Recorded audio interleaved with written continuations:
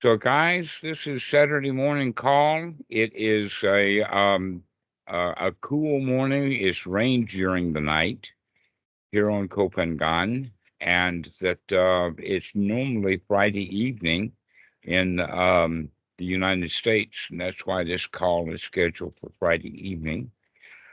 Uh, Today, we'll ramble around a couple of topics. One of them is someone has asked about seeking and the fruitlessness of seeking, or desiring desirelessness. Now, we can actually go right back to what the Buddha taught, which is dukkha dukkha nirodha, which means when you have dissatisfaction, when you don't get what you want, you can change your mind right then to stop wanting stuff. Now, in the spiritual world, we have an awful lot of desire. People want to attain things. They want enlightenment. They want nibbana. They want jhana. They want arahat. They want sotapan. They want and want and want all kinds of stuff. And some of them will go to these various retreats. Many of them are called vipassana or insight. And somehow they never get any insight into the point that looking for something and seeking spiritual attainments is their dissatisfaction right then and there. And yet they want and they want and they want. Now, in the Four Noble Truths, we can see there's several interesting things about the first noble truth, that dukkha exists. Now, where does it dukkha exist? It doesn't exist in tsunamis and fires and stolen property. It exists in the mind. That's the only place that dissatisfaction can get. I mean, long before humans, there were tsunamis. In fact, really long time ago, there was nothing much but tsunamis and volcanoes and fire. Those things are natural occurrences. They're part of the reality that we live in. Some of us call it paradise. So it's not the tsunamis, and it's not the fires, and it's not the loss of goods by being stolen or whatever that causes dukkha. It's in our own minds. We're dissatisfied with the fire. We're dissatisfied with the tsunami. And so that dissatisfaction, many people are so dissatisfied because they've got so many things to be dissatisfied about that they think life itself is dissatisfying. In fact, at one time in the 1980s, I saw many times a bumper sticker that says, "Life is shit, and then you die." How many of you have seen that one? That's an old one. Life is shit, and then you die. Well, it's not life itself that's shit, it's your attitude about it that's shit, and then you die. And when you die, that's really a ton of shit, I suppose, because we're already in the reality, the made-up reality that everything is shit. But the reaction is, or the point is that no, this is not the reality. The reality is that dukkha is something that you create. It's your own shit. And that dukkha actually does have a cause, and that cause is all lobha moha dosa are the Pali words for it. Lobha moha dosa, and lobha generally refers to greed, lust, desire, clinging, grasping, wanting. These are things that we do in the mind. For instance, you don't like somebody, you really want to burn their house down. Or if you're a businessman and your business, your factory is not doing as well as you would like it to, and nobody wants to buy it, then you want to burn it down for the insurance money. So we all create our own dukkha by grasping and clinging, and that in fact, an important point to recognize that ill will, not liking, and wanting to get rid of is just another kind of desire. Instead of wanting to bring it to you, you want to push it away. And so anytime that you hate something, that's because you would love for it to go away. Everything is like that. It's a push-pull, and that we do that ignorantly. It's a stupid thing to do. That in fact, when we don't get our way, we often blame someone. Like, oh, we don't have enough money because the taxes are too high, so I can blame the tax man for my lack. Or I can blame the prices too high. All the prices are too high. And what we're not able to see is that it's my not liking the prices to be high that causes my dissatisfaction, not the high prices. That I made it up. I made up my own dissatisfaction. Now, this second noble truth is actually a very powerful point, in the sense that the Buddha spends a lot of time with it. I would say, in fact, that he spent more time with the second noble truth than any of the other ones. That, in fact, dukkha is actually defined several times in several places as old age, sickness, death, lamenting, wailing, crying, and then they go to the real stuff, is wanting something you don't have or putting up with stuff that you don't have. This is actually the definition of dukkha, and that it's not something that happens on the outside, it's something that happens on the inside of the human mind. But he spent most of the time talking about the second noble truth. And in fact, if you've ever heard either from me or someone else talk about, let's call it a concept for a moment. It's called paticca samuppada, or dependent origination. And a good definition of that is, how does the mind work? How do we start off, and how do we wind up in dukkha? And there's this process or a sequence of events in there, and this is what defines our feelings of liking and not liking, that through ignorance graduate into I like it, I want it, I gotta have it, I'll die without it. And we do that. And there's a second point that's really kind of valuable in there, and that is that if I like it and I want it, and I would be better off if I had it, because now that I want it, I'm not as good as I was before I wanted it. So if I want something, I've actually gone downhill, because now I'm doing without something that I want, and before I wanted it, I was okay. And so wanting something is going in the wrong direction. But we can go in the really wrong direction when we can see that the things that I like and I want and I have to have, and I am deficient without it, those things must be good, because if I get it, I'll be better off.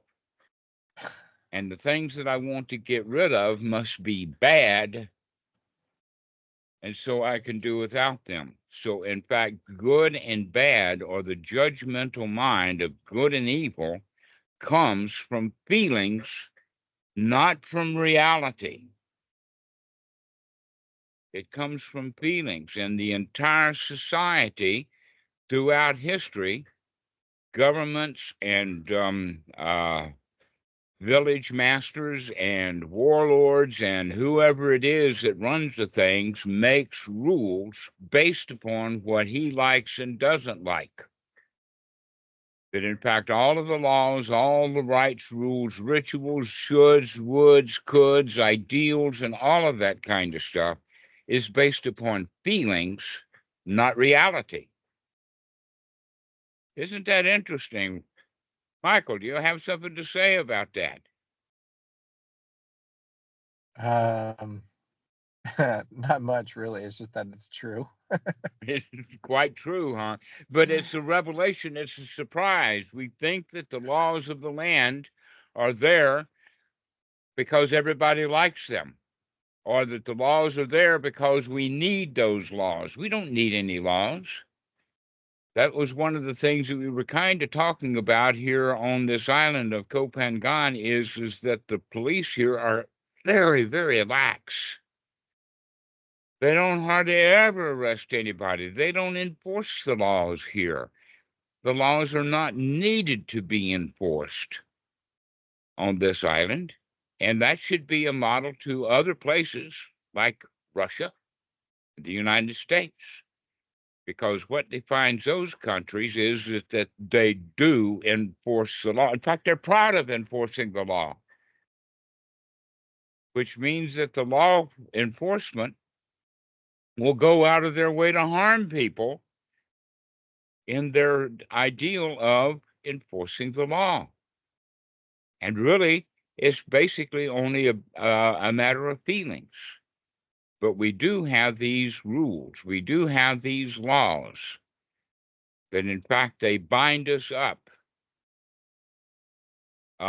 We've got standards, and those standards, um, let us say, make construction costs sky high.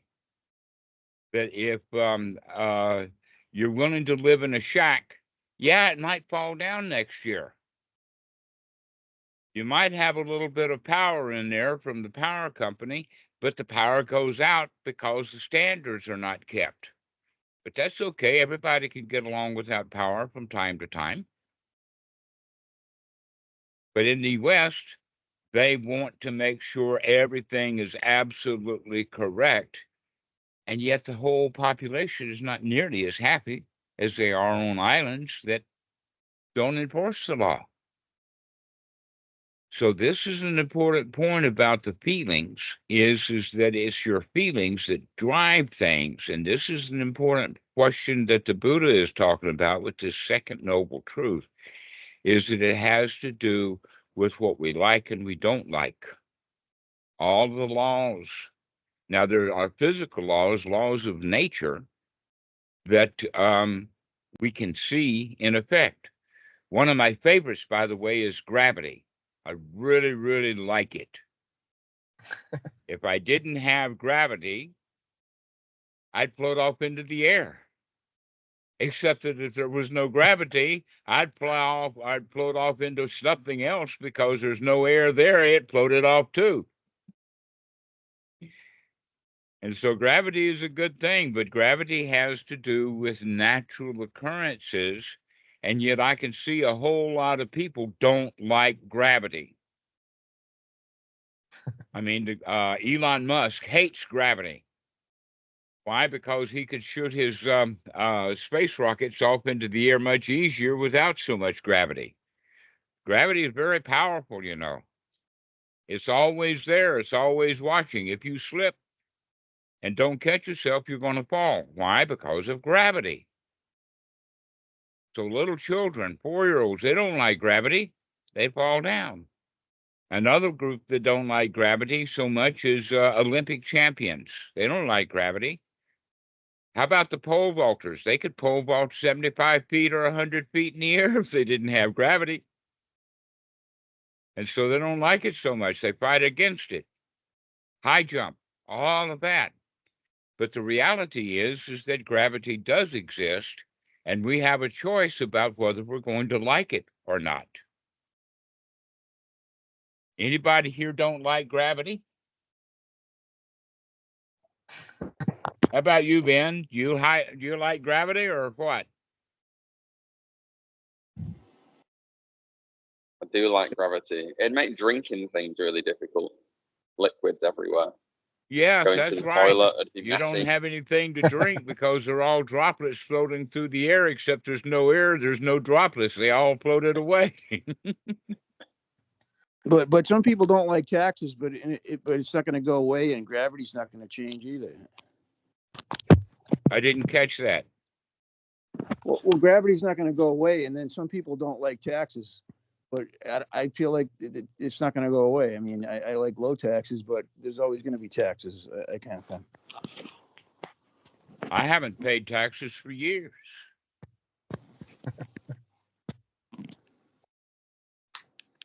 I haven't paid taxes for many, many years. I would say offhand in my lifetime, the number of years that I filed for taxes and the number of years that I haven't is a small number of years. I stopped paying taxes when I was in my 30s, and now I'm getting close to 80. So for the past 50 years, I haven't paid taxes.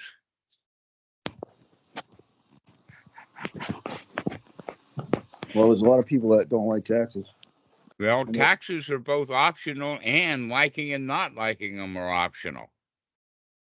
But the people that don't like you, they're not going to get out of paying them. So what's the point of not liking them? Yes, they can. All they have to do is quit their job.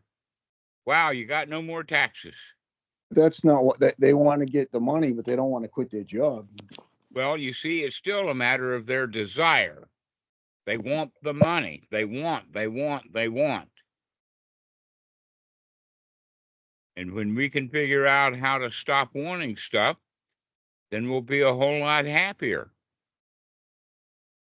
This is back to that point about the spiritual desire, that in fact, people who are unhappy, dissatisfied, and know it, are kind of like the exceptions to the rule. Very few people are on a spiritual journey. Most people are on a physical, making the payment kind of journey, because they don't realize that all of their dissatisfaction comes within their own mind. And people who are on a spiritual journey are somehow trying to figure out that they're creating their own misery. How can they stop? And they say, oh, well, I can stop hurting and stop being miserable and stop having my dissatisfactions if I could only attain this spiritual attainment. And boy, there's a long, long list of them. Every religion has them. Some religions have saints. But Buddhism, wow, Buddhism is the top of the list for all the kinds of things that people can desire. Long list. We've got jhanas. We've got arahats. We've got many different kinds of attainments. Sotapanna, Sotagami, Anagami, Arahat, Enlightenment, Bodhi, Nibbana. All of these things that people want. And so they'll go to retreats, sit on the floor, putting themselves in bodily discomfortable situations, and then they'll sit there for a long time waiting for the bell to ring, somehow with the idea that if they put in enough time sitting on the floor, maybe 100,000 hours, maybe 50,000 hours or whatever, then somehow or another they'll get relief. And the joke is that the karma machine comes waltzing in and hits them with the Shaktipat, and then they start to feel good. But they haven't been practicing feeling good all of that time. They've been practicing waiting for the bell to ring. They've been practicing giving themselves knee problems. They've been practicing noting their desires, but not changing them. And so there is a phrase called desiring desirelessness. And that whenever we do have dissatisfactions, we kind of blame something else for that, rather than recognizing that my desires my wants are my state of mind right now. And I can change that state right now. And the more often I change my state of mind, then the better I get at changing my state of mind. I often use the reference of music, that if somebody practices music over and over and over again, partly because they like it, then they'll get good at it. And a lot of the people in the spiritual world, they don't understand that. Here's a really important point is that let us say that you were able to play the piano up to the point that you were known as a concert pianist. You had orchestras that wanted to invite you there so that they could play behind you and make you the star of the stage. And when somebody gets very, very, very, very good at playing the piano, world-class championship of playing the piano, do you think that they stop practicing? Oh, I'm so good at the piano, I don't have to practice anymore. I've got a concert in a month's time, and I'm going to spend that month not practicing the piano because I already know that piece of music. More than likely, I'm going to make some mistakes, and then it's going to be a long time before I have another concert.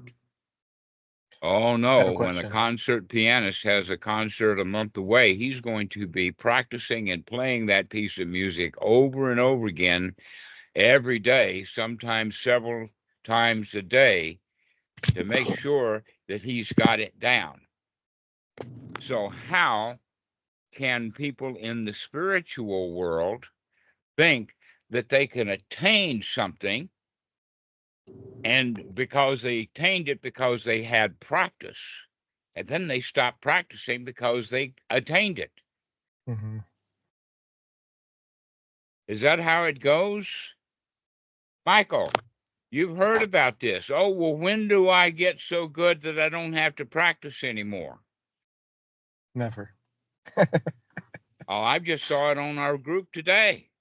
Eric was saying that.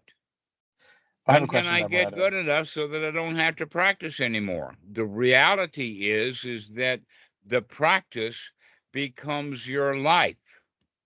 Your Mm-hmm. practice becomes something that is part of the life, that even an arahat is an arahat because he's practicing right now.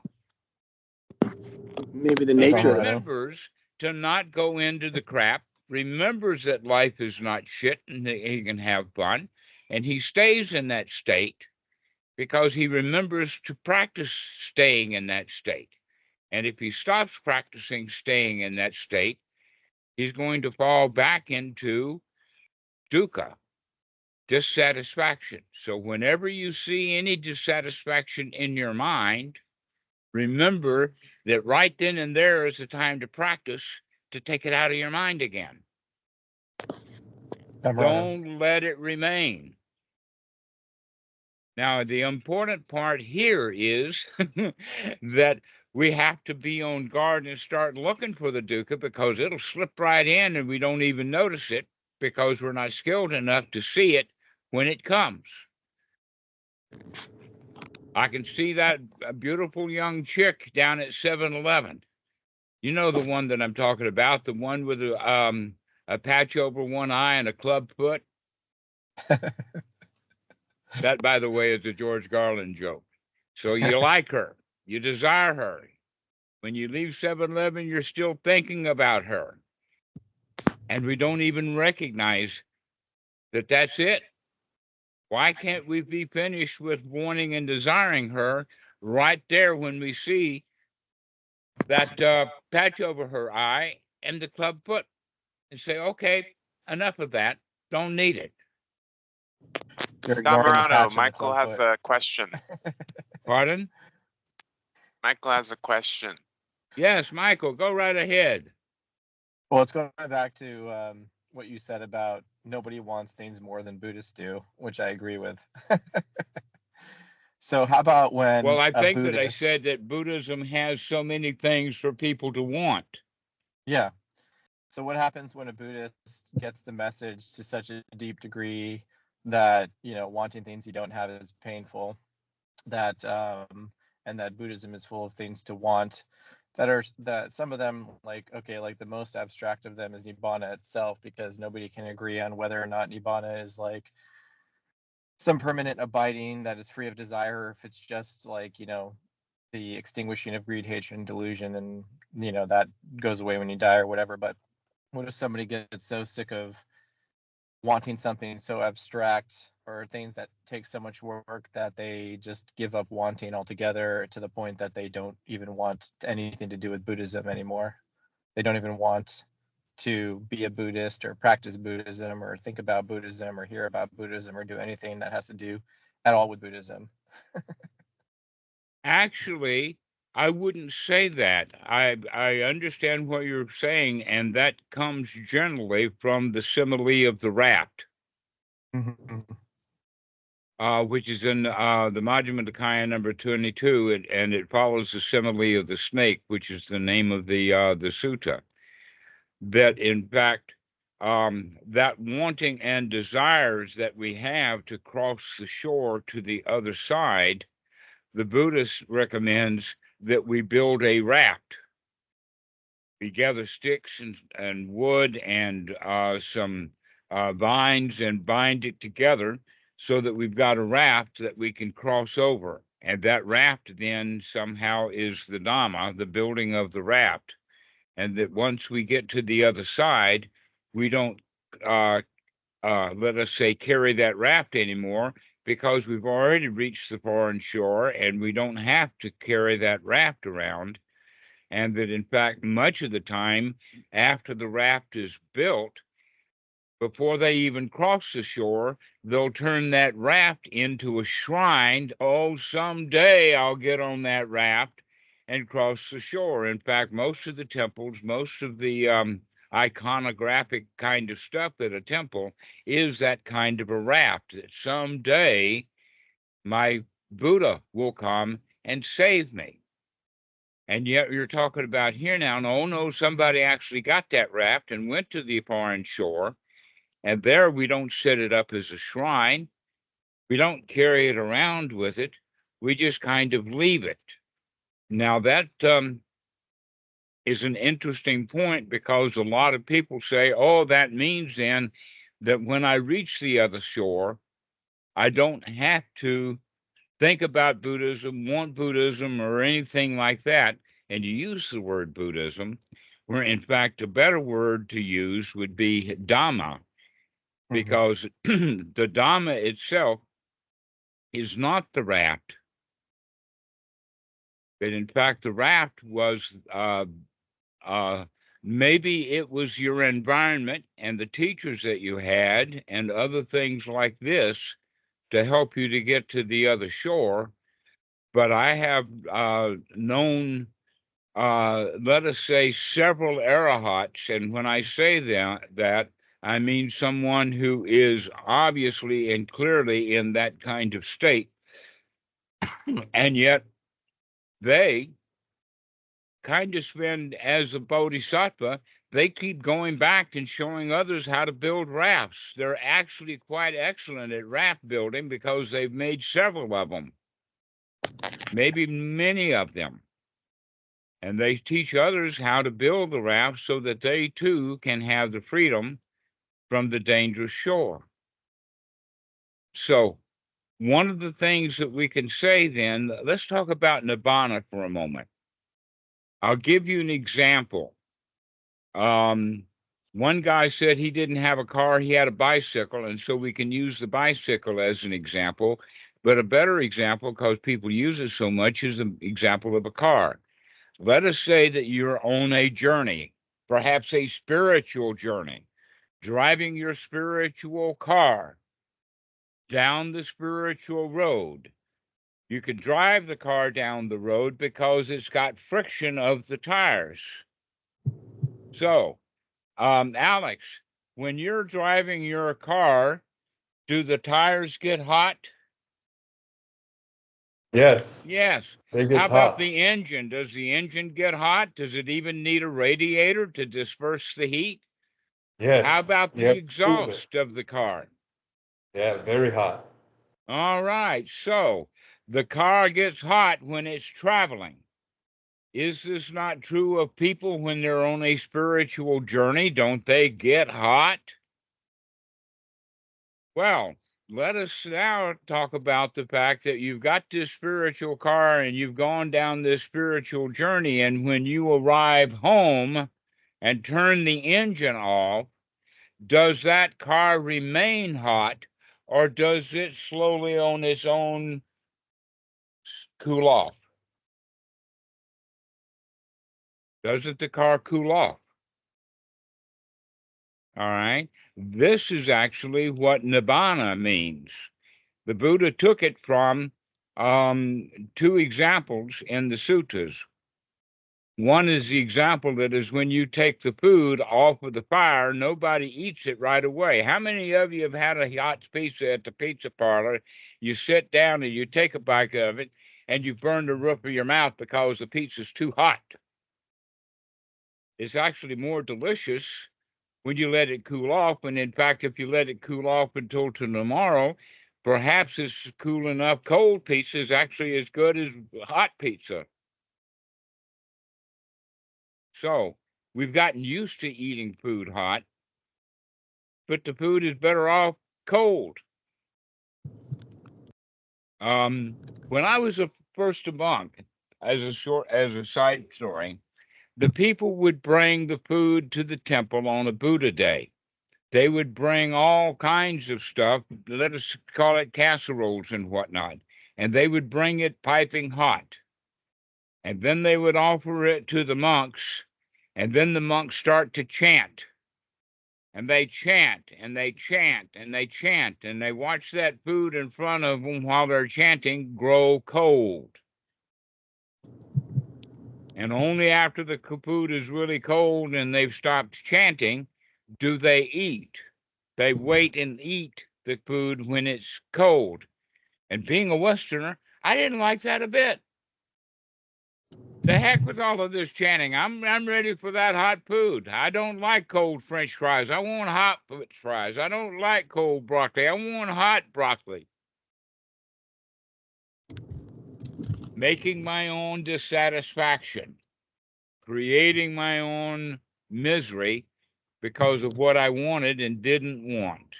All right. So the whole point of nibbana is to let things cool off. There's another definition of the word nibbana that was used in the time of the Buddha, and that is training domesticated animals. If you've got a dog that barks at everything, he's hot. But when the dog is cool, they stop barking.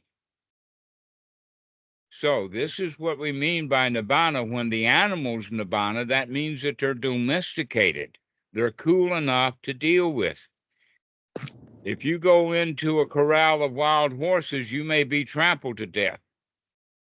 If you go into a corral full of wild bulls, you may be trampled to death.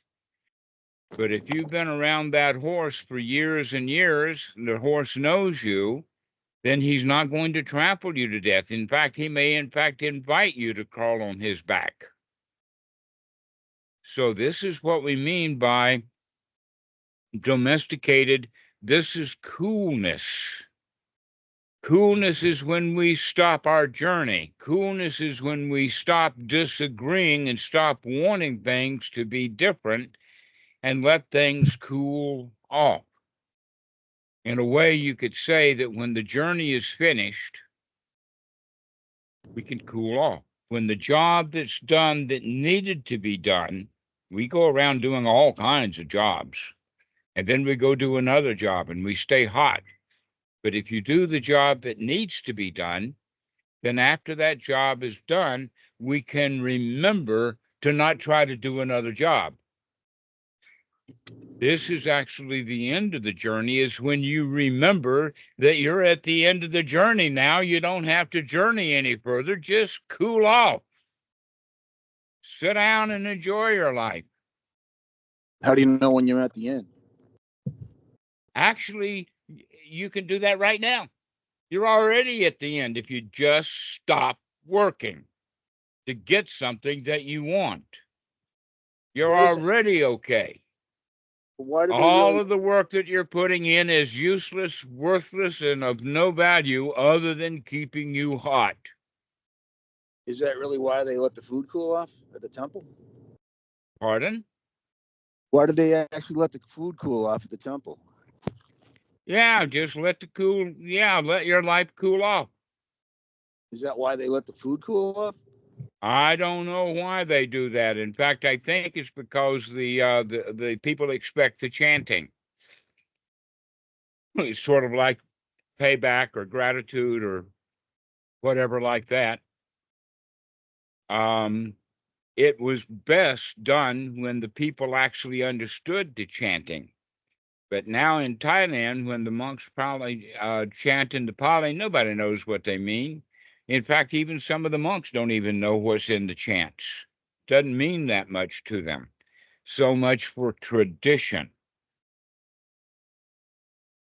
And so a lot of the traditions that we have are actually quite useless.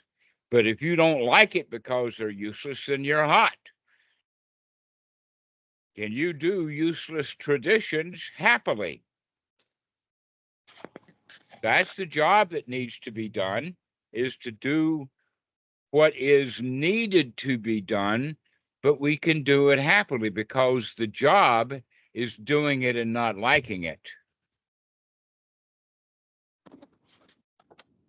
And so this is the whole point about desiring desirelessness, is actually working at something that you could have already had. All you have to do is just stop desiring, even stop desiring desirelessness. You're already okay. So we have to remember that we're already okay. That's the practice. We have to remember to see those thoughts that are unwholesome, that make us not okay, and stop them. That's the job that needs to be done, and we need to practice that. Even when you get really, really good, world-class pianist, still practice the piano. World-class Dhamma dudes continue to practice being okay, being happy, got no trouble, got no problems in the world, even if they continue to do activities. One of the things that Bhikkhu Buddhadasa continued on and on and on, he liked to write poetry. Now, the poetry that he wrote, the rhyme and meter, was in Thai, and when it's translated into English, it's like all the other poetry that's translated. It doesn't really mean so much. That the poetry is always best in its original language.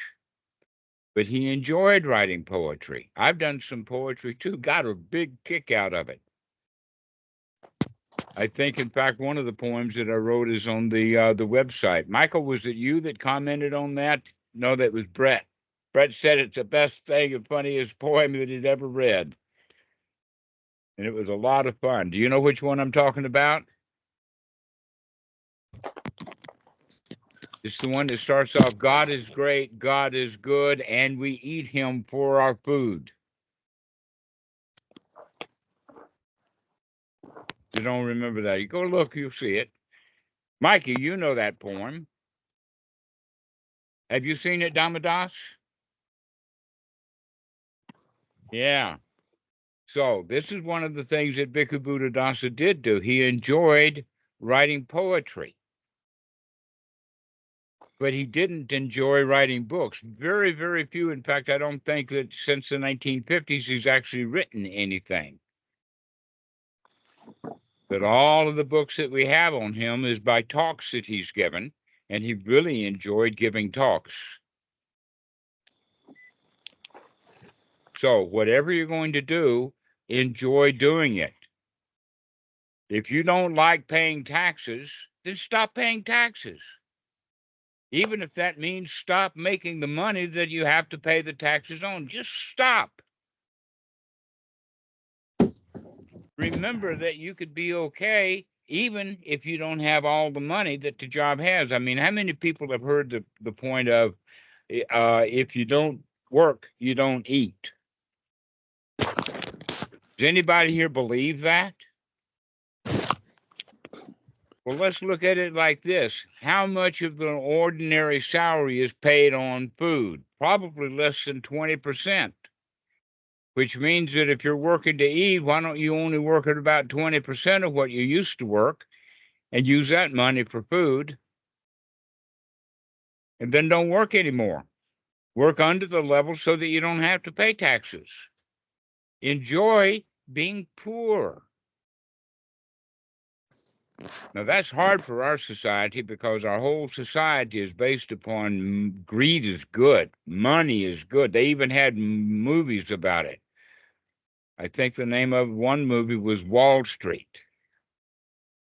Well, you need a refrigerator, right? I'm sorry, what was that? You need a refrigerator. And then if Actually, no, that's very interesting. We have a refrigerator and we use it wisely, and it's full of food. I mean, Mikey can tell you all about that, but it's quite unusual the way that we use the refrigerator. Most of the refrigerators in Thailand do not refrigerate food. Most of the refrigerators in Thailand keep water cool. They'll buy a refrigerator and pop it full of bottles of water and let yesterday's food sit, and then they'll throw it out, and then they'll make some new food. Well, in this country, if you have a refrigerator, then you have to have electricity. And then if you have electricity, then you have to have a house. And then if you have a house, you have to have a certain kind of house with running water and all this other stuff. So right, they've got it rigged. And not only that, but the construction industry, they don't build adequate little houses. They want to make a profit, and so they'll build great big houses, just like the automobile industry. They can't build little tiny cars. They'll do that in Europe. In the United States, they build great big utility vehicles and 6-passenger pickups, and sometimes you have to have a ladder to crawl into the thing. It's so big. Okay, bigger is better is one of the hallmarks of America, to where we don't need a big house. This house right here actually is a 1-bedroom house.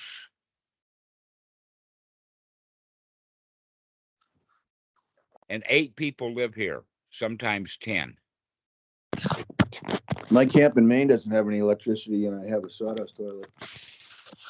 Well, here in Thailand, you can't count on the electricity, especially here on this island. It goes off quite frequently whenever there's heavy weather. The reality is that the power plant is in the country Dhammarato, 150 kilometers from the nearest port, and then you've got to put the power under the sea to Koh Samui, across the island to Koh Samui, and then back into the water again to get it to this island. So there's many different places for the power to go out, and it goes out on a regular basis, and nobody cares so much. You have ice in your refrigerator? Pardon? You have ice in your refrigerator? Yeah, but sometimes it melts. Actually, the power doesn't generally go off if you've got a really good refrigerator. The ice doesn't melt so much. But yeah, the ice melts. You make your own ice, or you have to buy it? Well, I don't go shopping. I don't go out much. In fact, who here remembers a TV series about a guy named Paladin who lived in San Francisco, and he had a calling card, and he says, "Have gun, will travel," and that was the name of the sequence. Anybody heard of Have Gun, Will Travel? No. You never heard of it? It's on YouTube. Go look for it. All right. It had a song called Have gun will travel, reads the card of a man. A knight without armor in a savage land. Now, the reason that I'm mentioning that is because that point of have gun will travel keeps him hot. He was wealthy because of all the prices that he charged all of the farmers and whoever was his clients to use his gun. And I changed that to have joy will stay. Have gun will travel versus have joy will stay. When you have joy, when you remember that you're having joy right now, there's no place to go. You're already where you need to be. You've arrived already. Just let things cool off. That's the real Dhamma. Now, once you cool off, you have to remember to cool off. You have to continue to remember to cool off. It's our nature and our society and everything about it that, in fact, most arahats that I know, they prefer to stay alone. The only time that they're around other people is when they're teaching the student how to build a raft. But they normally like to be alone. Why? Because everybody that they meet, generally, other than other arahats, are hot. And so the arahat has to remember, don't get hot just because you've got a furnace burning right beside you. He's in your kuti running his hot mouth. Can you stay cool? Can you remember to stay cool? You don't have to get hot because somebody else is hot. This is what arguments are all about. Can you remember to not argue with people? Because when you're arguing, you get hot. Don't argue. Say, I got to go, or make an excuse and get out. So, Michael, this is according to the question that you were asking before, is that no, you don't forget all about Buddhism, because if you do, that's like the pianist forgetting to practice the piano. He gets sloppy. You have to continue to practice, but you would continue to practice happily, because part of the practice is to remember that you can practice happily. But practice is going to be something that you're going to do right off into the future. You don't have to carry the shrine, you don't have to carry the raft, then in fact you can happily set that thing aside and remember not to pick it up again or anything else. You have to continue down that, let's say, life's journey, not picking up baggage. Can that There's make you all feel? kinds of things that you can like, but you can like it, but you don't have to want it. You don't have to pick it up and carry it away. You can like that raft, but you don't have to carry it with you. It got you across the foreign shore. That was the practice that you were putting into. So here's another way of looking at it is that there are the 3 P's: practice, performance, and play. And we do that in music, but we can do that with the Dhamma too. In the beginning, the student practices the piano. He doesn't even want his mommy in the room while he's practicing the piano. And then he, as a teenager, goes busking. He goes out on the street and puts his money bucket down for them to give him money, and that's when he starts to perform. But when nobody is around, the street is empty, he starts to piddle and play with the guitar. He doesn't perform, or maybe he's practicing again. But eventually, we get to the point where we can play the music. It's a playful thing to do. If you really know the piece of music and you've practiced it and performed it over and over again, it gets to the point of being playful. But you have to continue to play the music.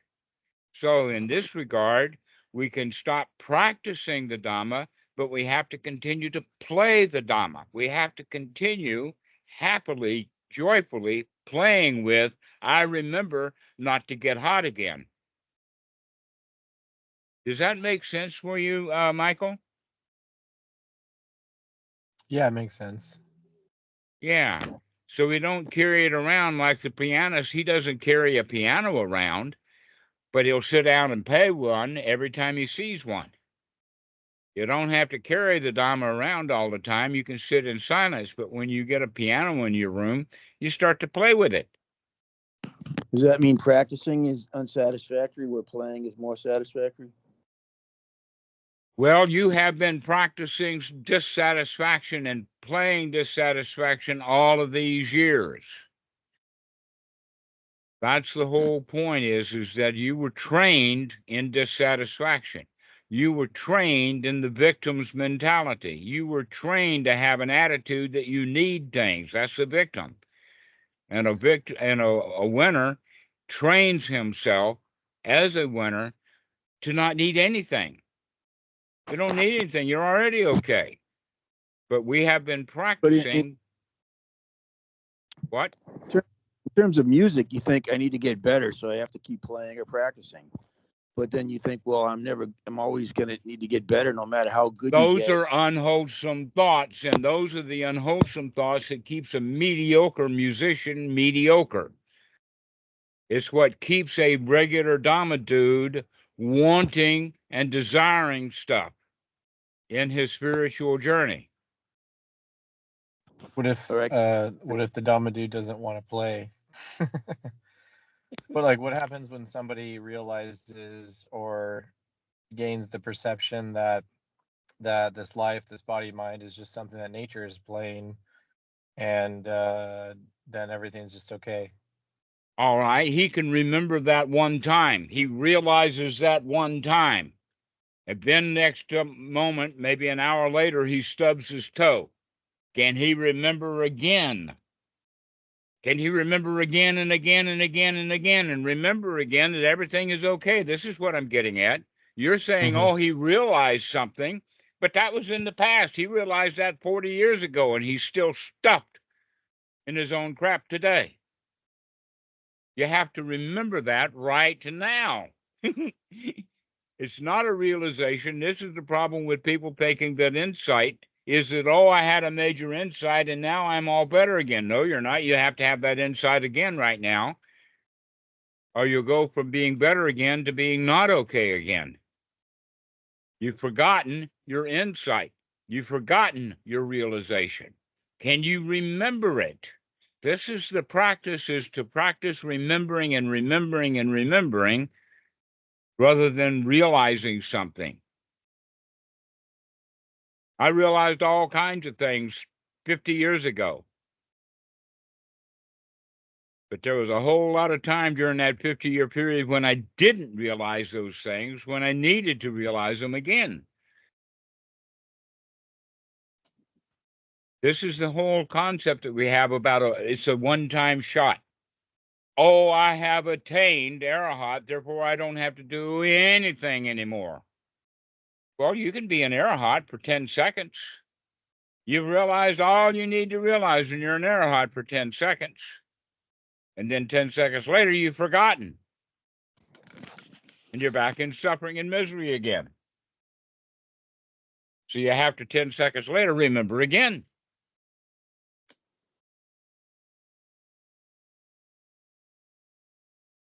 Does that make sense now for you, Michael?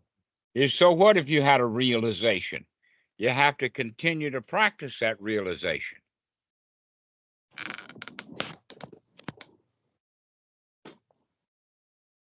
Michael. Yes. Yeah.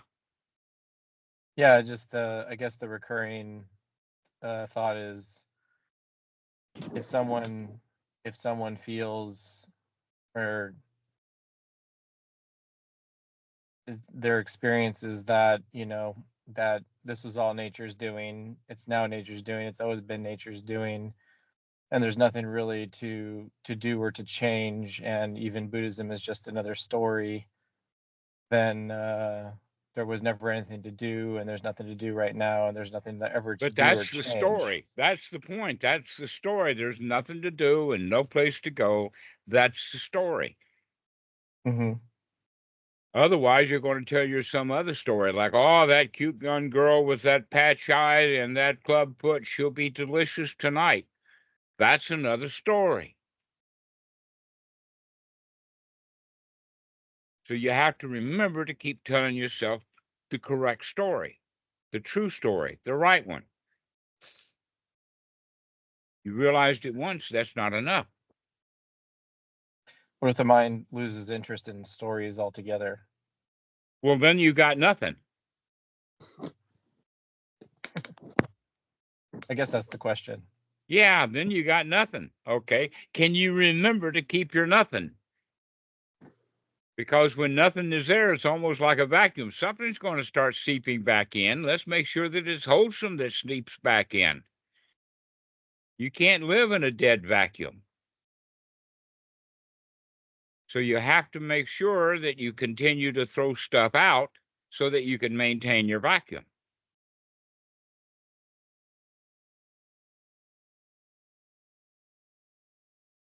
But you can get really, really good at that.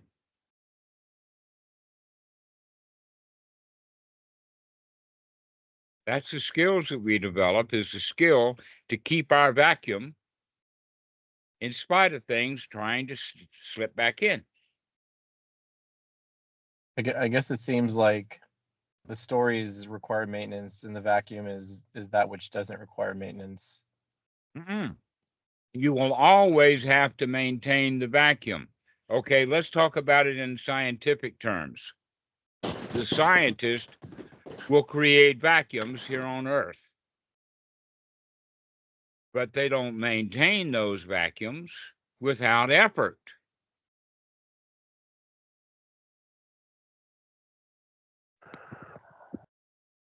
The same thing would be true of an aerosol can. If you have an aerosol can, it will stay aerosoled up if it's not being opened and used. But if it's opened and used or leaky at all, it will not remain an aerosol can. It'll dissipate. Everything rots. This is back to the, okay, so here's the important teaching about that is anicca vata sankhara. Everything rots, including your vacuum. So is there something that doesn't rot? It only doesn't rot so long as it's maintained. Everything has to be maintained. I tend to think if you have a spiritual practice and then you have a lapse and then you can go back to it, even though you had a lapse, and you can try to go back to where you left off. Darn right you do. That's the whole point. And we're talking about lapses of 5 and 10 seconds, not lapses for years. People lapse for years. Can you actually lapse for 1 or 2 seconds and then come right back? Can you maintain that vacuum? And let us say 1 molecule of air comes in. Can you throw that 1 molecule back out? It does take some effort, but that effort is actually becomes energetic. That you be actually, because of unremitting mindfulness and unremitting investigation. In other words, you're in that vacuum. You got to watch to make sure that vacuum stays empty. And when it starts to get unempty, you've got all the energy you need to throw it back into emptiness again.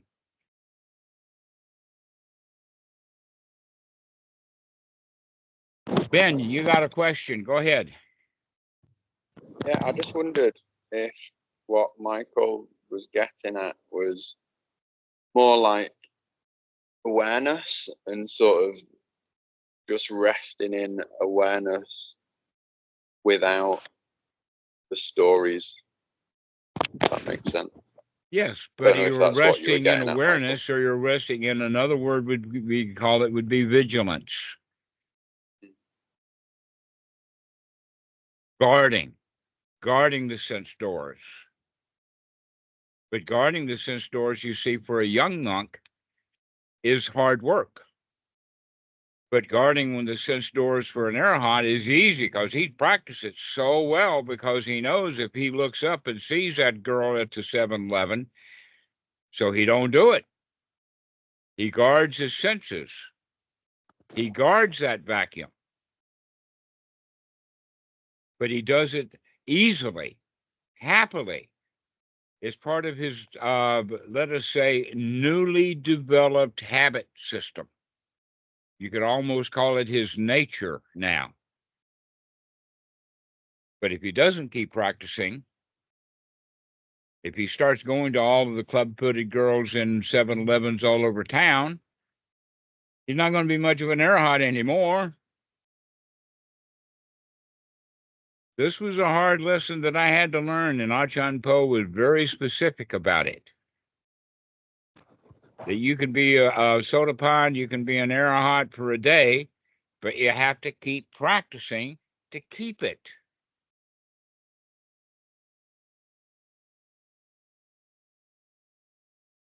But Guess a way most to of us, illustrate it, go ahead, Michael. like the picture that comes to mind is like, it seems like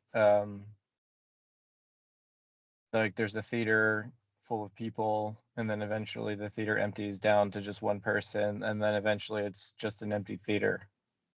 Okay. And the movie continues on playing, and there's no audience. What if the movie keeps on playing? You've got to have a projectionist to keep the projectors running.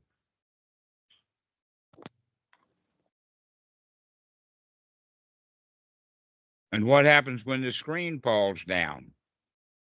What happens when the doors are not locked and people come wandering back in? Oh, the screen falls down in front of a theater with no audience, and people walk into an empty theater. Well, you can put it the other direction, is before the screen falls down and before the projectionist leaves and the movie is still running, the doors are open, people are going to come back in. You have to guard against all of that. Anicca vata sankhara, everything is going to continue to change. Can you watch? Can you notice that change playfully? Even your vacuum is going to change. Wakey, wakey, your vacuum is changing. That's the awareness. That's the guarding. That's the looking. Continue to watch. Remember to watch. Remember to see if there's any dukkha, you got to take the effort to throw it out. And for the arahant, that's so dead easy. But for the beginner, he has to practice. It takes effort over and over again, because his theater doors are wide open and there's all kinds of crowds that come in, including patched-eyed girls with a club foot. They keep wandering back into the theater.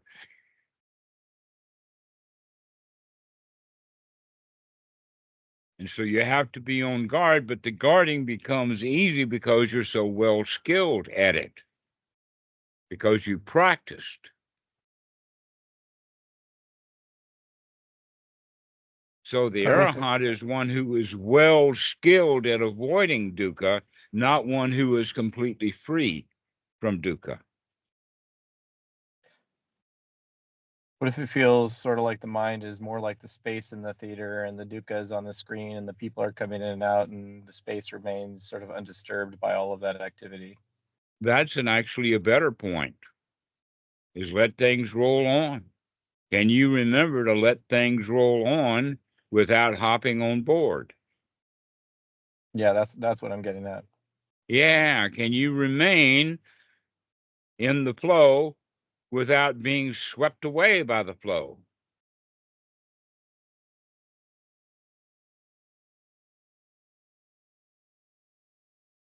So this is the it's kind of a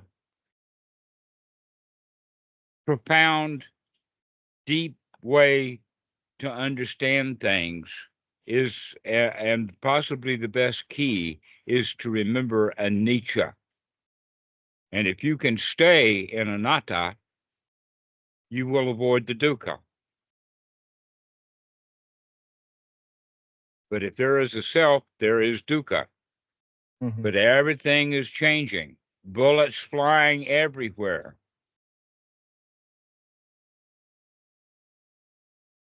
We can't stop the bullets. That's the point about the Arahant, is he does not stop the world.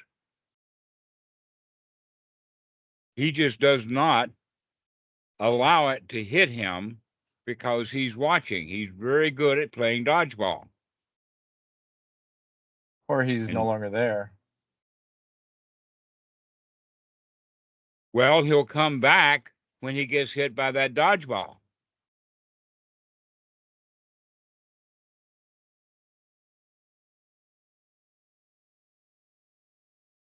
Like I said, even anatta is not permanent until you're dead.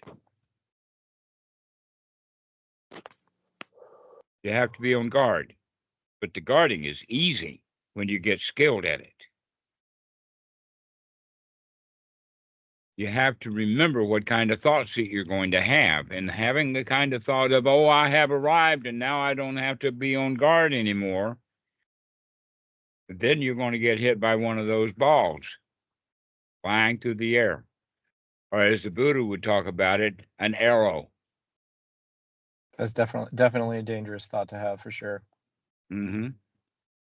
So don't think that you have arrived, so then you can, let us say, let your guard down. Instead, be well skilled at guarding.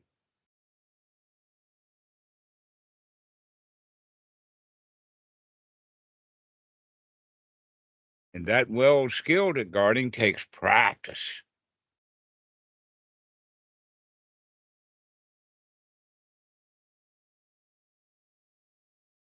So, Alex, do you have any comments?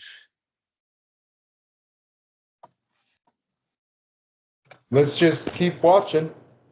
Everything's pretty good. Thank you so much. How about you, Ben? You have anything to say?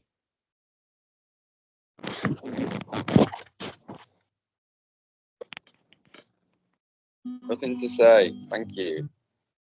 Don't worry, be happy. Don't worry, be happy. You have to remember to not worry to be happy. There's always something to worry about if you let it get you. How about you, Jordan? I was wondering about, you keep mentioning remembering is very important, but remembering is a lot about thinking about the past, isn't it? Do No, you wanna no, I'm not talking about remembering the past. That's not noble sati. Okay, so Right, noble it's a sati different is to type. remember this moment. You don't have to remember the past. That happens automatically. You have to remember to not remember the past. Okay, so if you want to remember that everything's okay, you're not thinking to a time where you realize that everything was okay. You just remember that everything's okay. Like, you can see the reason right now instead Right of now. remembering. That's the key. Past. And Nietzsche Okay. happens right now. Things are happening right now. Can you be on guard for what's happening right now? Okay, so the remembering isn't that I knew that everything was okay right now. It's that I can see it that right paying now that attention. everything is It's like, okay right now. yeah, so it's like remembering that right now is what you need to focus on, and to see that it's okay right now. Not, yeah, okay. I sort of understand now, but I was a bit confused about the word remember, because the way I imagine that word is like it's remembering the past. But Rem- I think the way you're using it is Remember that all you ever have to deal with is this present moment. okay. Remember that. So it's remember Right now, remember that. Okay. Yeah, Thanks. you can't That really makes- remember the past. Yeah, and Reconstruct it. You build it Yeah, again. I mean, the word remember means to like put back together. So what you're putting back together is this present moment, or at least the way that the mind conceives the present moment, because it's either divided into a million pieces, or it's remembered, not divided.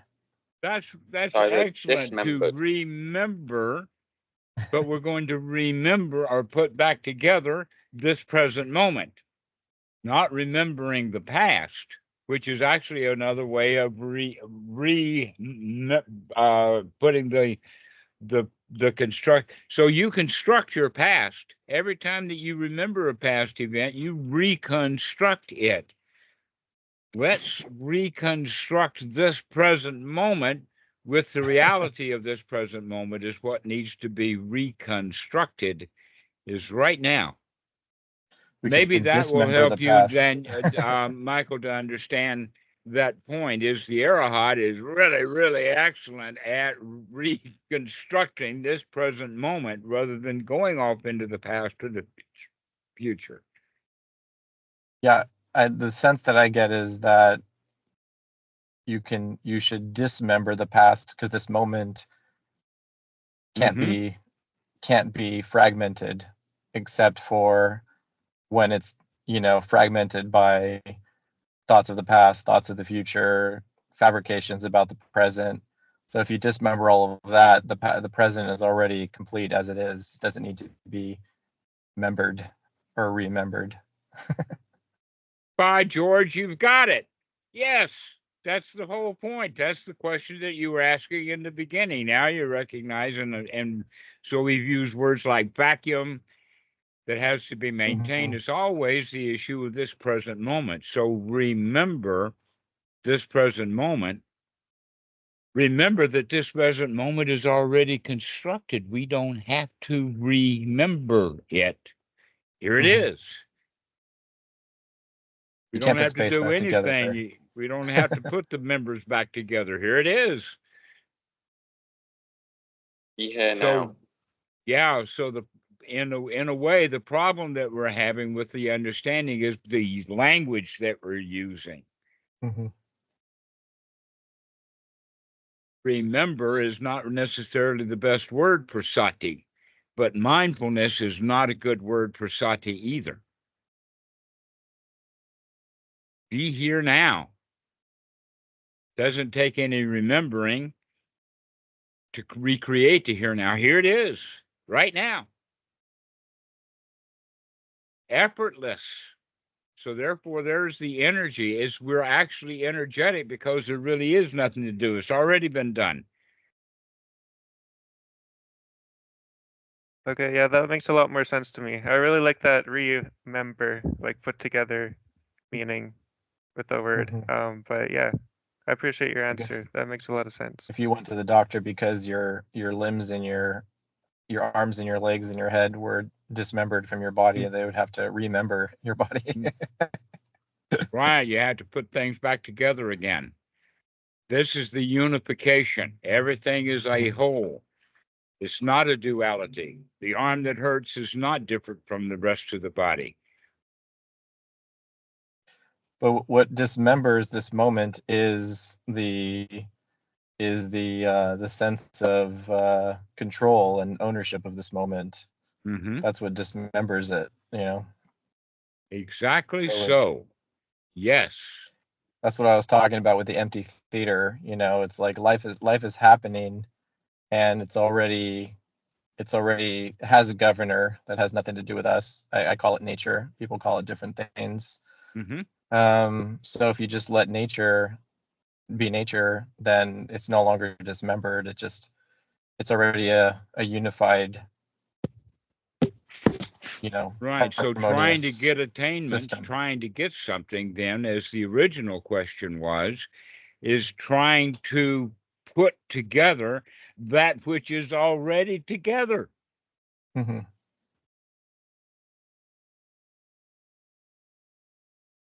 Trying to attain something that's already there.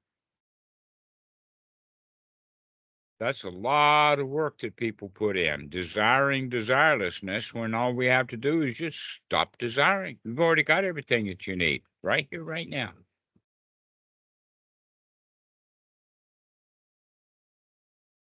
So, Dhammadas, do you have any final? No, but thank you so much for everything. Buddhadasa, I got to really congratulate you and thank you for doing such a great Oh. job on those other calls. Thank you, sir. Oh, thank you for letting me. Yes, everything is good. All right, Mikey, why don't you take this thing home? Thank you, friends, for being here today. This was a very enjoyable Sangha call. For people watching this on YouTube and Spotify or iTunes or wherever you may be tuning in, give a visit to opensangafoundation.org. If you haven't yet, create an account, upload a profile picture. This website is a good place for people to connect with other Dhamma friends and find Dhamma centers near you. And also, if you could, please go ahead and give our YouTube channel a subscription and give this video a like as well. Thank you.